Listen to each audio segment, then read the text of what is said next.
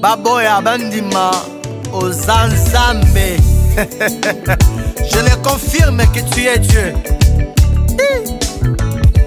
Yo Zanzambe, yo Zanzambe, yo Zanzambe, yo Zanzambe, yo Zanzambe, yo Zanzambe, Chilumba, yo Zanzambe, yo Zanzambe, yo Zanzambe, yo Zanzambe na biso, yo Zanzambe, yo Zanzambe, awe, awe.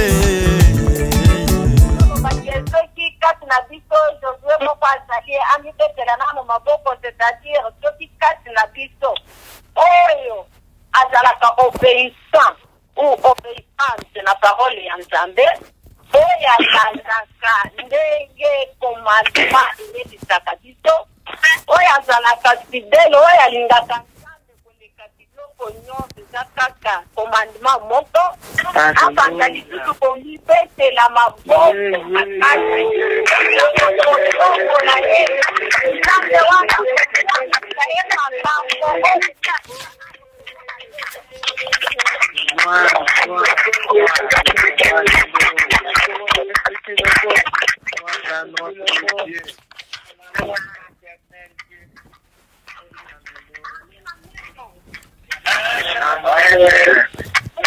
Amen, libota na Nzambe.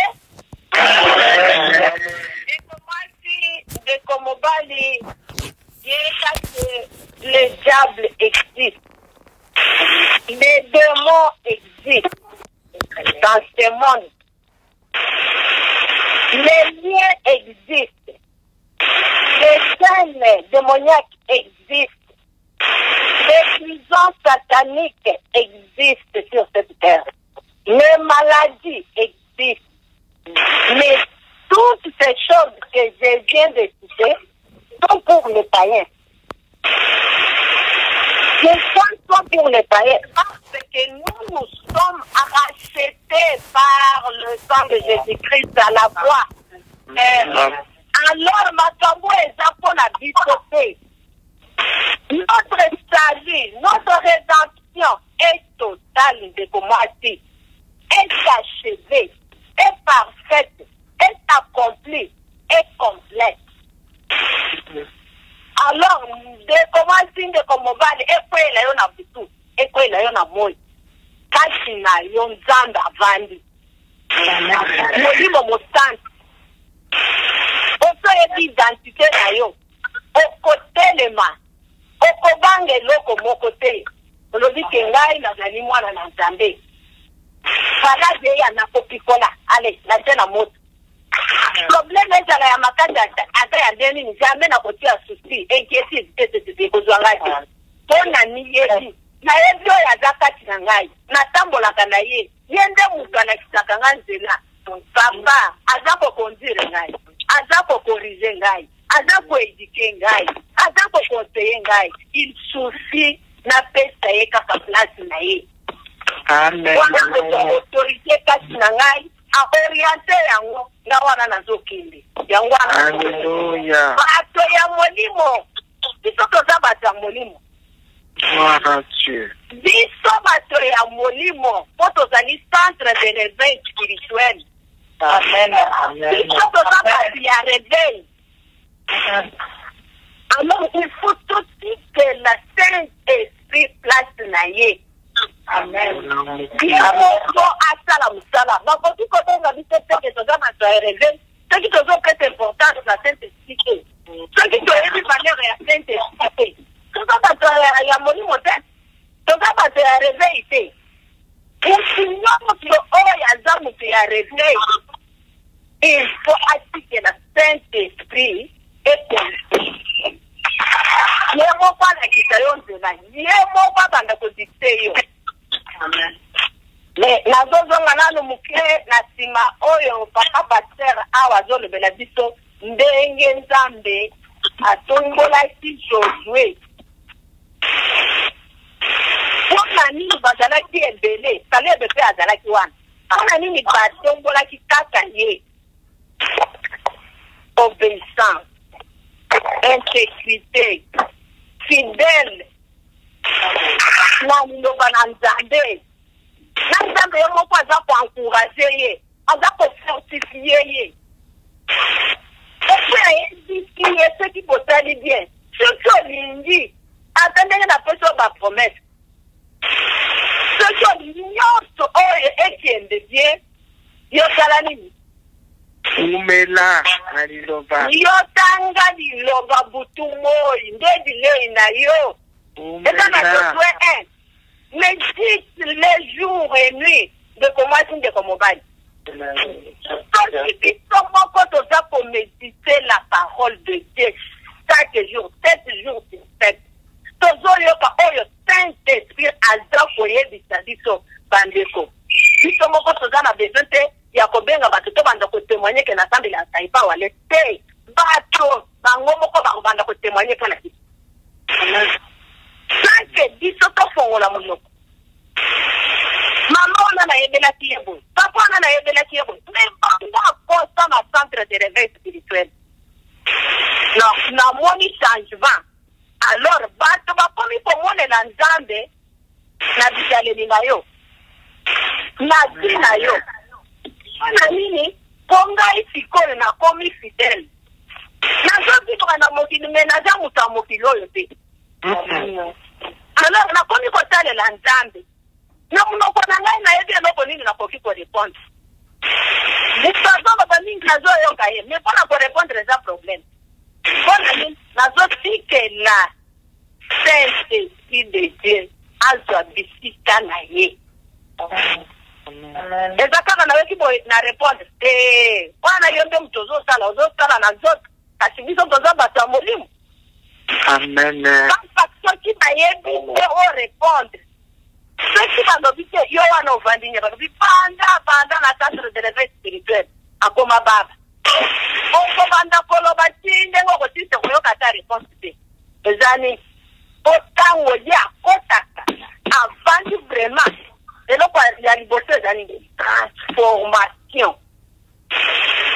Ozalaki moto ya colère ekeyi. Bakomi komona okomi kosekaseka. Ozalaki moto ya bilobela yango ekeyi. Mutu Nzambe mobimba aza kati na yo. Okomi obimisa bafui ya kitoko. Amen, amen. Amen. Wana nde kaka kotombola yo ndenge atombolaki Josué. Amen, amen. Amen.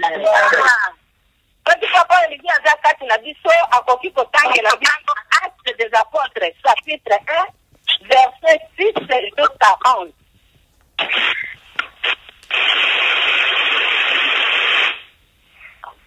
Amen, amen.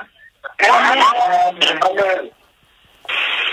Nous lisons la parole du Seigneur dans le livre des Actes des Apôtres, chapitre 1er, à partir du verset 10 jusqu'au verset 11. Lisons.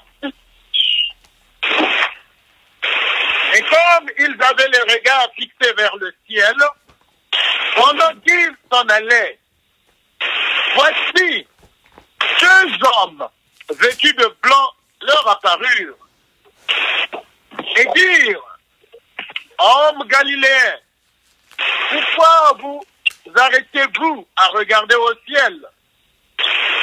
C'est Jésus qui a été enlevé au ciel du milieu de vous reviendra de la même manière que vous l'avez vu allant au ciel. Parole du Seigneur. Amen. Amen.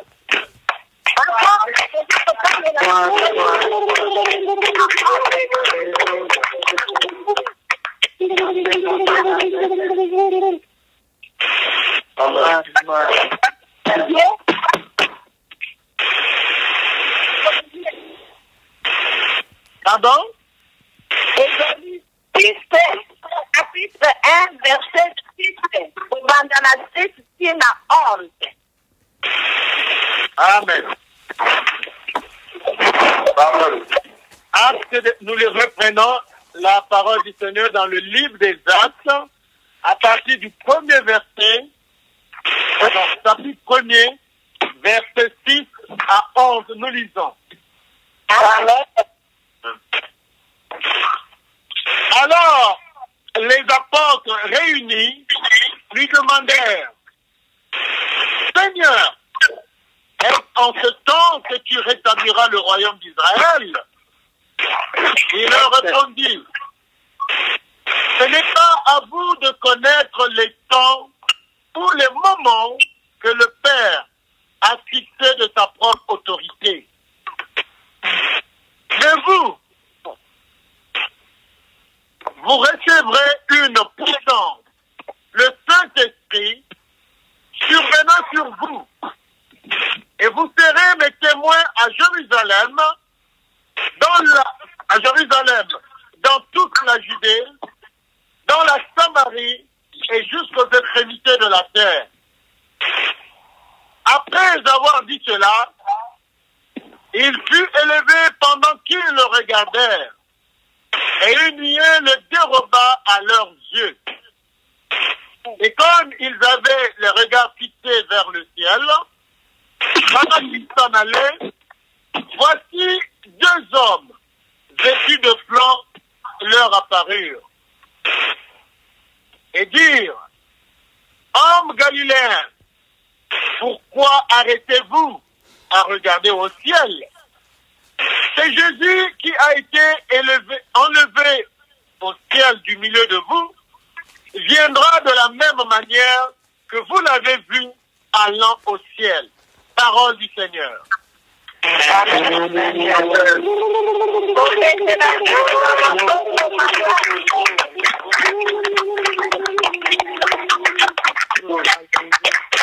Gloire à Jésus. Amen, amen. Amen, liboda na Nzambe. Biso toza bato ya réveil. Toza bato ya centre de réveil spirituel. Biso sango tozoloba ke toza bato ya centre de réveil spirituel, c'est-à-dire nous acceptons l'action du Saint-Esprit. Amen. Saint-Esprit, qui est mon conduire biso. Yes. Nous devons être conduits, dirigés, encadrés par le Saint-Esprit. Amen. Amen. Il y a réveil. Sans Saint-Esprit, il faut que les l'autre côté. Église, il faut que faible. Amen, amen. Amen. Amen. Amen. Il faut que dans passage, papa a aussi kotanga. Dans la 40e jour, Oyo, Jésus a bimelaki par disciple naïe. C'était la dernière apparition avant l'ascension. Alors, tant abimelaki bango, ezali pour après sa bango parole ya suka. Les dernières paroles. Parole ya suka de komwasi de komobali biso nyonso toyebi. Ata na ba famille ndenge to bana kokola wana, kokomona balobi soki papa aza déjà âgé ou bien maman, zala pembeni. Pona nini?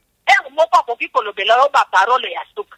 Tozomona ngo na 1 Roi chapitre 2, avant David akende, Salomo akutanaki pembeni, po David abanda koyebisa ye ba parole ya suka. Ba parole ya suka, bakoki ko modifier yango te. Parole ya suka ezali parole ya suka. Alors Nzambe oyo lola akitelaki bango. Akitelaki bango pona koyebisa bango maloba ya suka. Maloba ya suka oyo ye abandaki koyebisa bango ezali. Tozobanda na verset 7. Ba disciple bazo poser question po bayeba. Nzambe ya lola Jésus-Christ, l'homme de Galilée azo yebisa bango. Sinon, voici qu'on me poser des questions sur les choses cachées, sur les choses qui ne sont pas révélées. Voici que biloko ya kobombana, ezala kaka ya kobomba na po nzambe ya lola yebi mpo na nini abombi yango me ngai awa na ye koyebisa bino eloko ya liboso réveillez-vous mpo na nini bozala réveille azoyebisa bango mpo ngai nazokende ndenge nazokende boye bino botikala na Jérusalem. Vous restez en Jérusalem. Il ne faut pas quitter Jérusalem. Il ne faut pas sortir en Jérusalem. Pourquoi dire à Jérusalem? Il faut bosser là. Il faut faire attention. Il faut bosser là. N'a na kokende. Papa continue de la dire non. La puissance du Saint-Esprit. Mukanda na Zambé ezoloba na 8 ezoloba. Il donnera cet ordre. Oh, un instant. Pauline de Savandeko.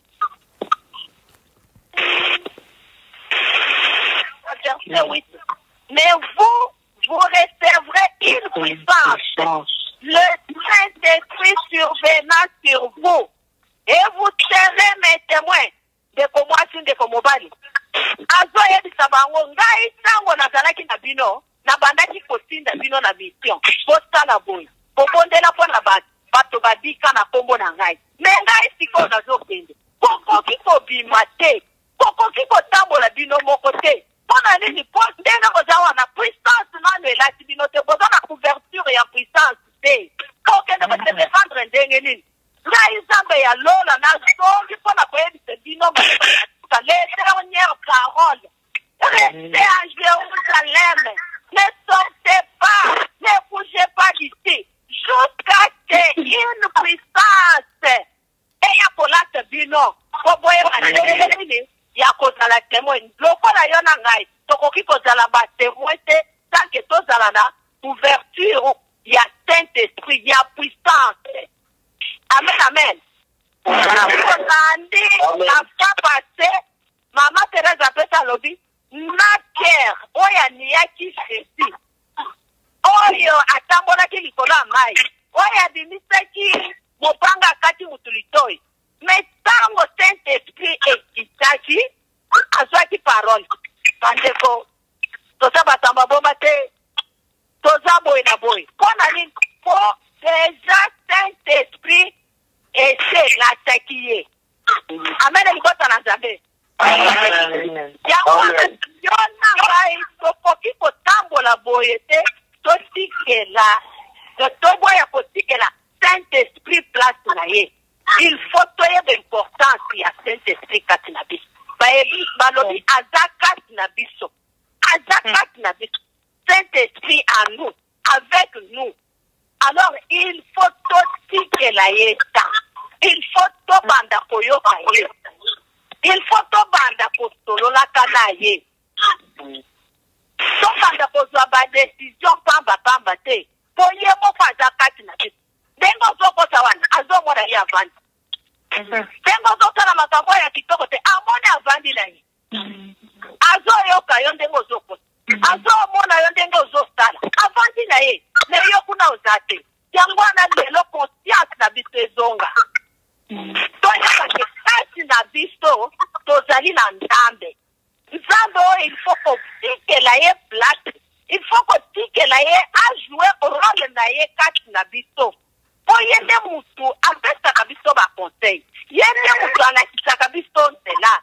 Yende mutu soki tomipesi mingi. Yende mutu akopesa o musala. Yende mutu akopesa tranquillité na bomoi na yo. Yende mutu akobanda kostolola kana yo. Pondele tokutani na poko boy. Aza capable ya kokwesa bandona ye. Na oyo alingi kopesa na poko ya lelo. Yango wana okomona soki église ezali kotelema chaque fois na mabondeli akitaka azokotika bandona ye. Ya révélation, ya prophétie, ya guérison, ya miracle. Yende mutu aza kodeside. Yango wana biso sikoyo tozo pesa importance de la Saint-Esprit. Tomoni kaka ndenge bazo enseigner biso nete za nete histoire. Il faut conscience na biso ezonga. Mwana na Nzambe a akoki kotambola te sans que Saint-Esprit alakisa ye nzela. Nazopesa exemple. Eza neti obongisi likambo ke okosala lobi. Ke lobi par exemple nazokende kopesa dote mpona mwana na ngai. Me olani na te ya pongi ye wana kisi akomi kolakisa ye. Boy na boy. Olamuki na tongo. Wana nazoloba na mutu ya molimo. Oyo vraiment respectaka ye. Oyo vraiment sololaka na ye. Oyo vraiment tango ataka kaka mutu mukebole bamemeli ye message. Omone akoyebisa yo mariage wana kosala ngo te. Et puis tango akolamuka na tongo mpe koloba kosala mate tozela. Ndenge bato molimo basalaka. Makambo na bango bato mingi bayebaka te. Molimo ezali na programme te. Okomona ndenge tokoti tolobi tozobanda na 21h. Tokosilisa 22h. Omoni ti toke mini. Mpona ni ye akiti asali mosala na ye. Mpona ni po toza koyoka ye. Po toza kolanda ye azoloba. Alors makambo ya Saint-Esprit eza te kaka o pasteur, o baprotocole, o baserviteur, o te. Likambo ya Saint-Esprit eza mpona biso nyonso. Mpona mutu nyonso. Il faut tobanda kotire attention ke kati na biso toza na Nzambe. Oyo asengeli kopesa ye bavaleur nyonso, kopesa ye bisika na ye. Abanda kokonduire biso. Omoni mpona nini bina biso eza mediocre. Bomoni mpona nini bandoki baza kolanda biso. Bomoni mpona nini babetaka biso na butu. Bomoni mpona nini tokota banyongo esilaka te. Mpona nini totikeli Saint-Esprit bisika na ye te. Mwana na Nzambe oyo kema atikeli Saint-Esprit esika na ye. Ata akoti nyongo Nzambe akofutela ye. Na ndenge akofuta nyongo okoyeba kutu te. Mpona nini ya yo nyonso confiance na yo otaleli mokonzi na bakonzi. Oyo akende na croix mpona yo. Oyo alobi bobima te na Jérusalem. Ne bougez pas. Ne sortez pas. Jusqu'à ce que Saint-Esprit ekoya kolata bino. Ntango yo ozolanda ye moko akofutela yo banyongo. Mwana kaka asakoki abeli okotela kolobi papa toyokanaka boye te. Alors radio wana ekozala passager. Ntango yo okotelema ntango ozobimisa maloba na yo oza na kondima ke papa toyokanaka boye te kitisa loboko na yo à l'instant même. Soki mwana avandaki wapi, soki na États-Unis, soki wapi ya kokende asali. Après okende jo balobi mama aza na ye bien mpona nini oyo oyebi ndenge nini ya kobomba Nzambe, oyebi ndenge nini ya kolanda, ya korespecte commandement, oyebi ndenge nini ya kotikela ye place na ye agir. Tokomi kolanda mwana na Nzambe azolala azolota te kaka. Amen, amen. Nzambe ezoloba quand Saint-Esprit ekokita, quand vous recevrez une puissance, le Saint-Esprit survenant sur vous et vous serez mes témoins. De comment c'est de Fofobali.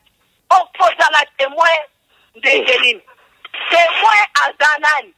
Témoin à Za Oyo à vivre l'Ikambo. Oyo à toucher l'Ikambo. Oyo à moni bola mon Nzambe. Oyo à moni bikamo na Nzambe. Des témoins.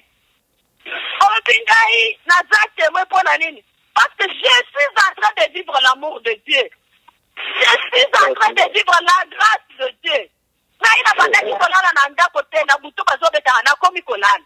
C'est-à-dire na sorti ya Nzambe. Na kikalisante bisika na ye. Na komi kolana Nzambe. Na yo na bandaki kokende wenze na zoteka biloko na ngai te. Iko na komi kokende na zoteka. Na komi ko vivre grâce ya Nzambe. Amen, amen.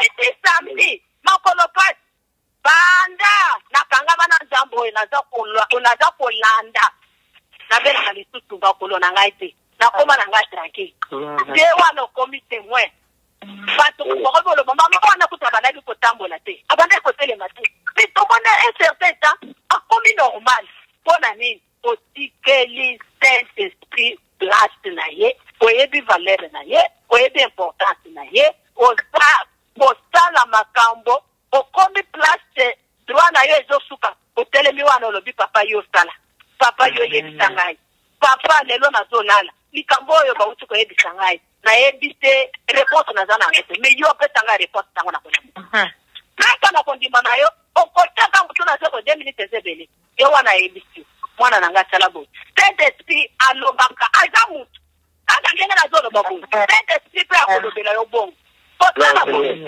posala boye te azali mutu mutu oyo azoyoka mutu oyo aza koedike aza kopesa mpe baconseil alobi kosala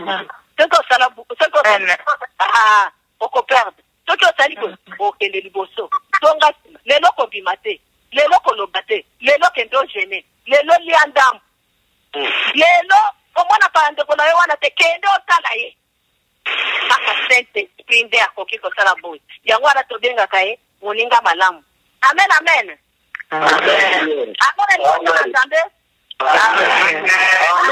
c'est impossible de témoigner la grandeur de Dieu si tu n'as pas touché, si tu n'as pas la puissance de Dieu, la puissance de l'Esprit Saint.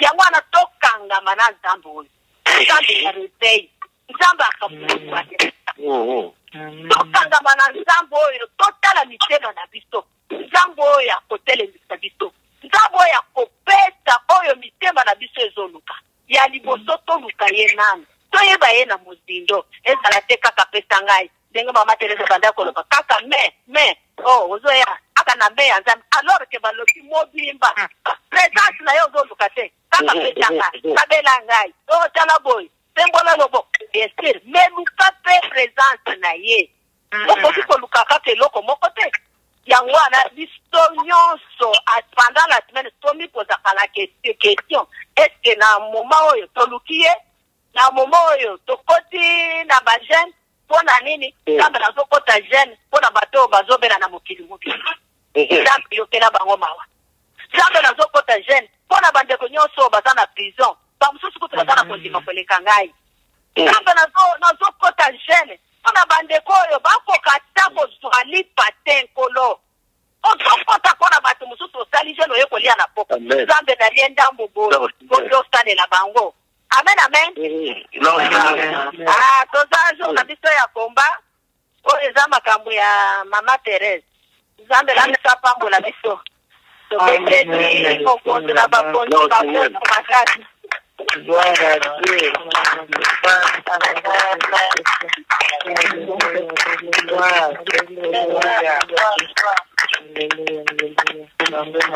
mobali il faut toyebaka ke toza na papa papa oyo alingi biso koleka biso moko papa oyo azomonela biso à travers Jésus Christ ndenge alingi Jésus ndenge mpe alingi biso ndeko mwasi ndeko mais papa wana ye wana na kati ya ndako na yo azosala ye alobi mama na tina kiti yango wana problème na ye eza kaka motema kozala fidèle intègre obéissant kotikela tata na place te alingi aya boye otelemi ogangi au nom de Jésus allez loin de moi nasi nakomi mwana na nzambe Amen. alors ozotelema liboso na papa na ye eza sikoyo papa na mwana na ye ozotenga ye papa katisa ngai katisa mpolo papa komisa ngai mutu moto papa salanga mwasi moto spirituellement salanga mobali moto spirituellement salanga na ngai bana moto spirituellement papa pesa biso bibundeli oyo esengeli na poko ya lelo yo moko oyebi bisika bakende kotika ya biso alors oyebi bibundeli nini okoki kolatisa biso yango wana natelemi na poko ya lelo yo volonté na yo esalemela ngai tosambeli au nom puissant de Jésus-Christ de Nazareth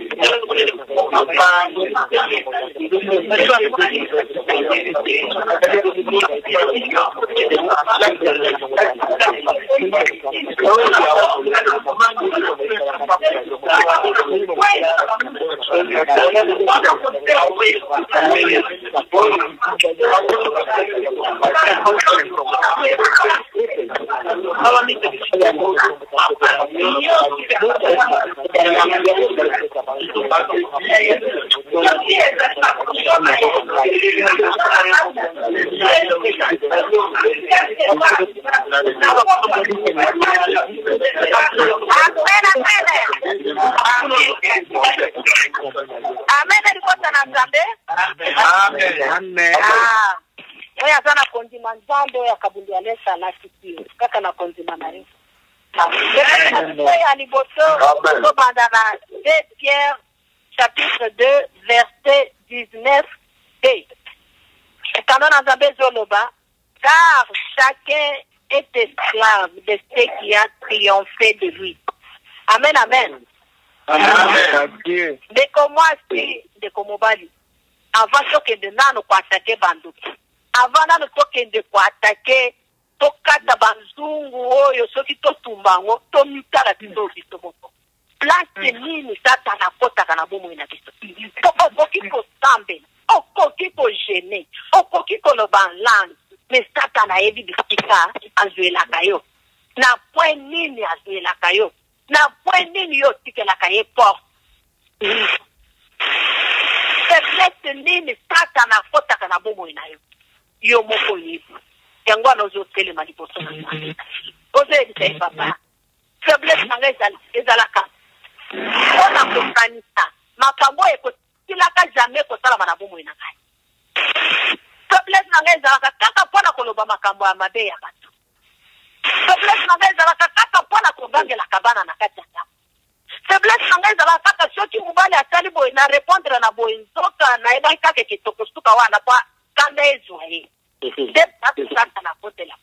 Yango na yo moko yebi obi papa na lingi lisusu eloko yo te eti bana na munoko na yo na lingi lisusu mensonge na munoko na ngai te na lingi lisusu bilobela na munoko na ngai te na lingi lisusu imagination na mutu na ngai te nkono na boy moto ye kokumba eya no mungu na lonaki eza ya yo te.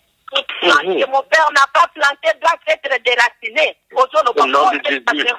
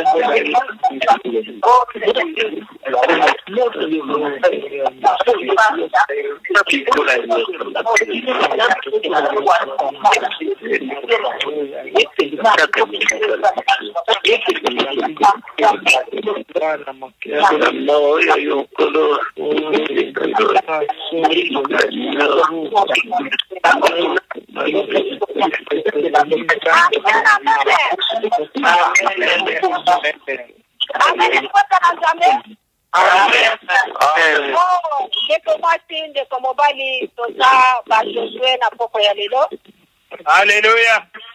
Yangwana tozo tele matoza la turke place kata na kote la bana bomo ina biso to yebi sinza me tolingi likambo te tolingi likambo te na boyi yango papa la moko na Nzanga yokaka azwa minute bele akoyoka botane na yo kitebekani botona yo. Amen amen. Exode 9 verset 18 mukana na Zambe Zoloba. Voici je ferai pleuvoir demain à 7 heures une graine tellement forte qu'il n'y en a point eu de semblable en Égypte depuis le jour où elle a été fondée jusqu'à présent. De comment signe de Komobali. Nzambe ya lola nde mutonto loba. Yo so subeli olobi na Nzambe na lingi lisusu te. Kona nini? Na lingi lisusu kotale na tata na te. Na lingi na kendo kwe rekipere ya ngai. Nzambe sikoyo yebe papa. Bisika nyoso bakota kamakita.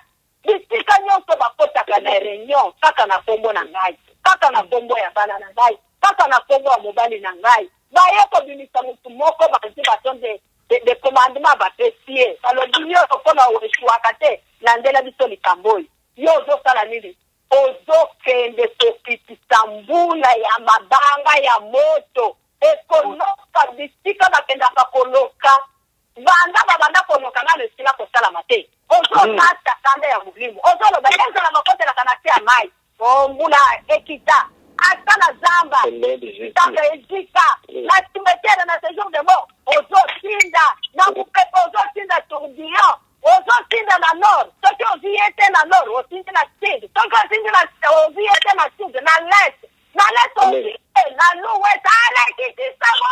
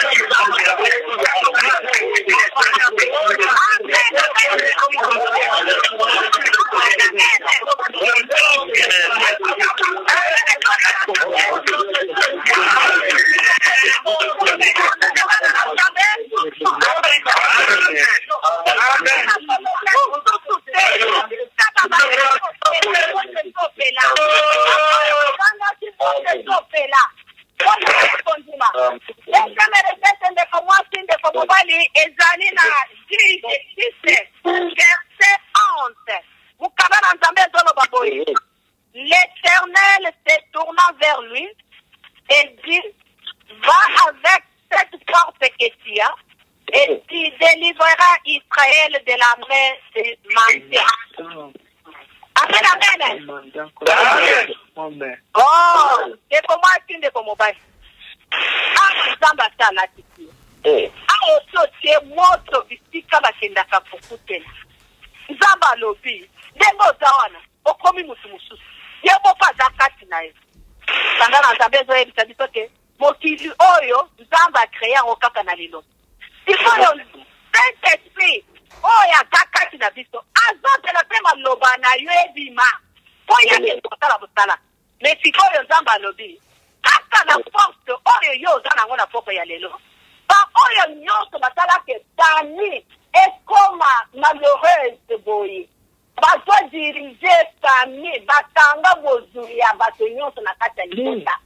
Famille ekoma soki omoni soni. Batanga tina lipa. Kaka kindoki nde ezorenye. Ah, lelo yo zokende na force oyo nzambe ya lona apeli yo. Oza provocateur ya bonheur ya libota na yo. Ozokende kokutana na mwana ya kaye. Poto sotie moto na bisika bango bakotela. Bazali susu na place te bango kotele koyenga yenga. Siko yo zokende na moto na force oyo. Mapesi yo. Ozokende kokata. Ozolo balola efongama. Nzambe ya lola. Nzambe ya lola lola efongama. Pasari ya komba ya moto ya lola ekita. Eza na seko na ngaza la kandoki alingi kotika kindoki te.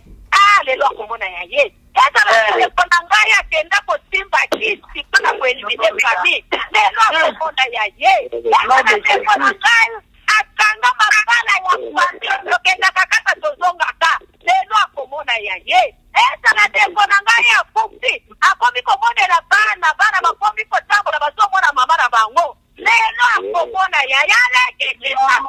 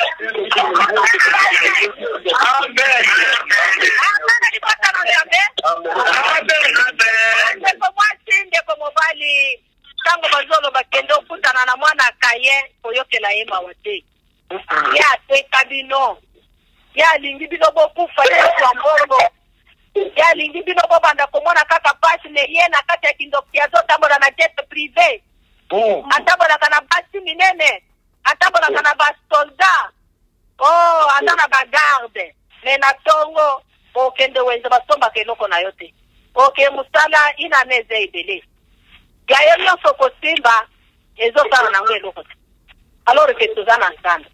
Amen, amen. Troisième requête na biso. Requête na biso ezali kote basé na makambo ya libota. Ozo telema. Ozo la tatanda ya muzili. Olobi. Nzambe ya lola. Oya gweli tangai na kindoki. Oya banangai na kindoki. Tokoza yaka na bafete. Kona mariage na ngana kindoki. Dans mon consentement, trois, bokanga malamu. Oyo nyoto ataka na nzoto na ngai, nzoto na ngai za temple na yo. Mena butu, mobali ya butu yaka. Azozo matample na ngai. Azotika we ya lie. Bopati ya butu azo ya lati texte ya balibali. Azokala makambo na ye, atiki azishante na ngai. Lelo papa. Lelo na yo kisa bango. Deko mwazo deko mwazo. Il faut koyeba kutake. Oso simbola lelo. Oso kende tout d'abord. Okati ye ndambo. Oso kati ye salpise. Taki oyebie tanga yaka na sama ndoto. Oko sike na komoko ye se lelo. Eza fuka na yo. Oso kanda ye. Ale, mwanamse na pe. Dende bakatera basala. Okati ye. Okati. Zaka kwenye na kati ya munoko. Ozi mundu. Ozi vese na kati ya mundu. Okangi. Obandiko sata ye na kati ya ndako. Nesi mutaliboma. Sente frinde mutazo sala makambo na ye. Apre olobi jambe. Nazo simbola. Obengi ye na kombo. Okosite na libulu. Ofiniki. Ozi kwa wote. Apre obeleli. Lola ye fungoma. Wote nanda esi na mikuwa. Kona kapongi akoya lisusu te. Na bana na yo akoya lisusu te. Poma kobe solo. Na bana mama na ye na bana na ye. Bana ye makuta kubala te. Ndeko mwasi ndeko mobali. Kende kongiti.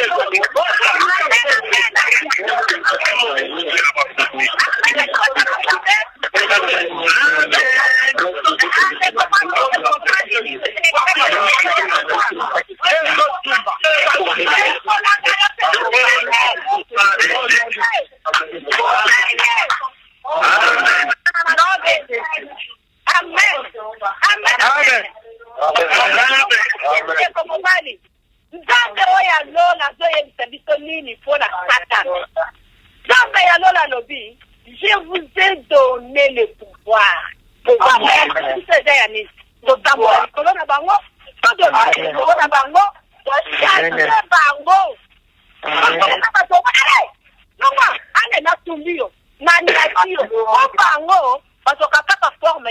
Les animaux, ou bien les scorpions, ou bien les serpents.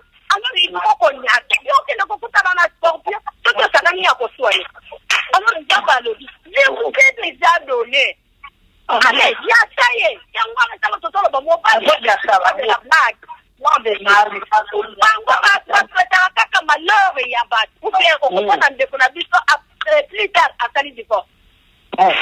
Zoka mobali ya butu. Zoka mwasi ya butu. Kango bali ngaka bakende ko déranger bango. Bali takiyo, il faut tika la newa no ba ko salela bango. Ba ko siko na butu ba yeba. Bali ndenge ya bango. Allah tout nzamba fait occasion boye. Ka sanye. Nzamba ne mutozo sane. Esa yote. Ba salela nga. Na mobali ya butu. Zono ya datamba na yo papa. Amen.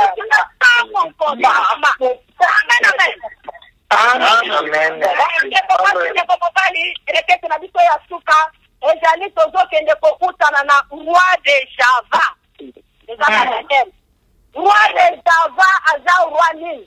Oyo tango biso tozokola alobia tokotika akobala mais tango akokende libala akozala heureux te akozala heureuse te ou bien tokosala par tous les moyens akota na famille oyo esitokezali po toyeba ndenge nini ya koopere lokola toziete boye tokoluka kaka mobali ou bien mobali asandoki ou bien na kati ya famille ya mobali wana kitokezali po toyeba ndenge nini ya koopere ye jamai akokozala mosika na biso boye toyeba ndenge nini ya kosala misala tokotika te akei kanada probleme eza te tokokutanaka kaka na monde na biso ou bien balobi te totika ye akende abota bana mais bana oyo tokosala bisika bakendaka na ekole tokosala ke enseignant tel oyo molimo mabe azala wana po apesa mwana wana pouvoir ezosalama komase ndeko mobali kalenga yesu yango wana yo tokokende kokutana na roi de Java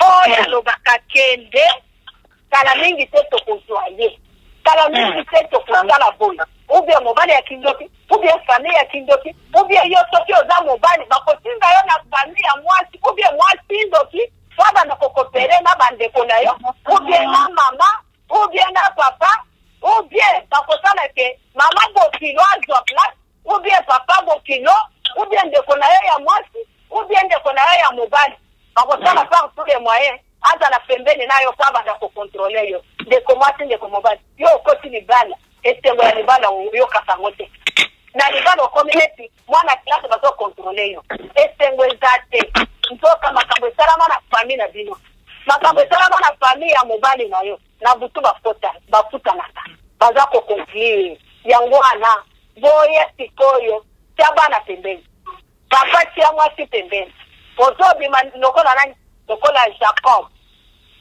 aka butu na mutu azokende nzambe asalela ye mama telema pembeni papa telema pembeni bana botelema pembeni bona takanga ya mulimu kokutana na roi de Java oyo asala biloko oyo eza nanu mwana moke biloko ozoya kokutana nango sikoyo la ozolata kanga ozokitisa de pierre chauffante ça va à Koufa, Amena, Amestia, se retrouver à ce jour de mort.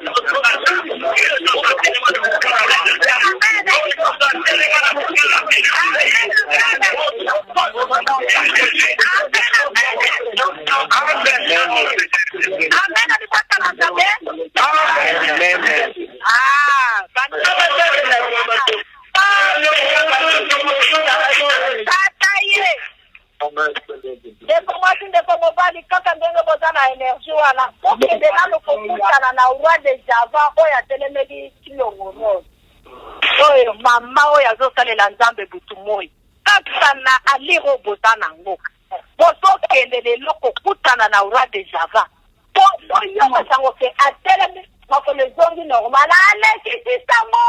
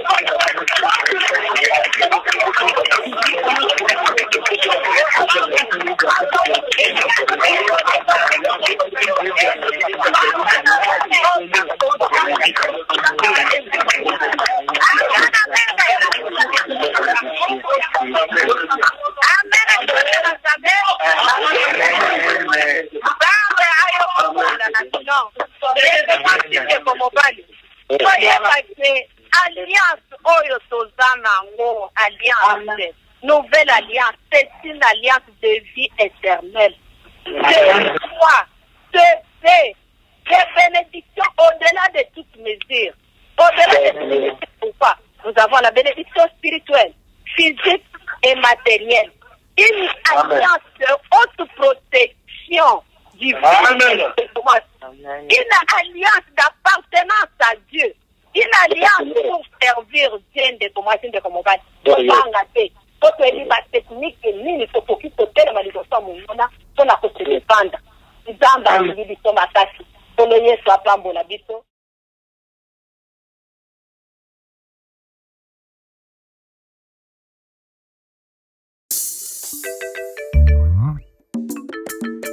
Hallelujah, hallelujah.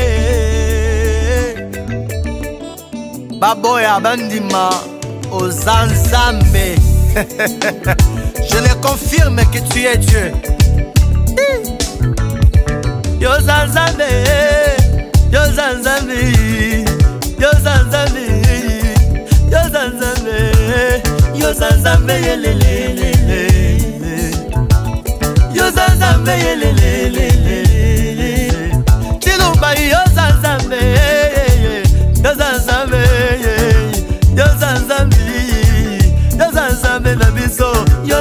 nzambe yelele